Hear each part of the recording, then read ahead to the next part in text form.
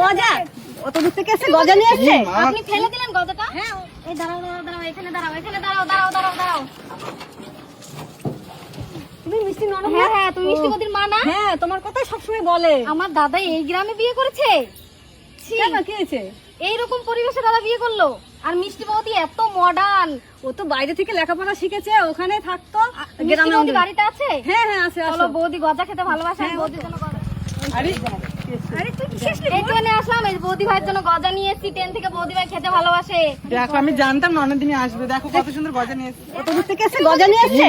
আপনি ফেলে দিলেন গজাটা? ওখান থেকে এসে অত দূর থেকে দেখো গজা নিয়ে গজাটা এসছে। ফেলে দিল আমার মা, দেখছো? কেন আপনি গজাটা ফেললেন কেন? না গজা খাবে না আমার মেয়ে। মিষ্টি দেখেছো তোমার মা কেমন শুরু করেছে?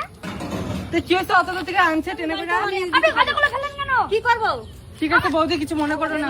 বাবা, না মিষ্টি না দই এমন শুরু করেছে বাবা বৌদির জন্য আমার মেয়ে। দেখুন, বৌদি ভাই ভালো খায় বলে আমি বৌদি ভাইয়ের জন্য গজাটা নিয়ে এসেছি। তাতে কি বৌদি হয়েছে? তো খেতে ভালোবাসে কি গজাটা। হয়েছে, ট্রেনে থেকে কিনে নিয়ে এসছে, ট্রেনে উঠলে তো আমিও গজা খাই। টাকা লাগা শাশুড়িকে এইভাবে ফেলে দিল গজাগুলো।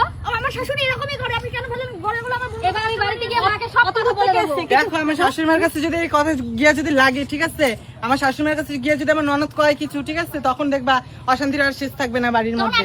ঠিক আছে, আমি তো বাড়িতে গিয়ে বলেই দেবো মাকে যে ঠিক আছে যে মা, ট্রেনে থেকে গজাগুলো গজা কেন ফেললা? বৌদি ট্রেনে ভাই থেকে এত গজা ভালো কিনে খায়। নিয়ে এসে ঠিক আছে, আমার আর বলতে শাশুড়ি জানতে পারলে পুরো পাড়াতে কয়ে বেড়াবে এখন। ঠিক আছে মা চলো চলো। ঠিক আছে, ঠিক আছে ঠিক আছে। ফেলে দিয়েছে যাক, আমি নিয়ে আসবো মিষ্টি দই, চলো।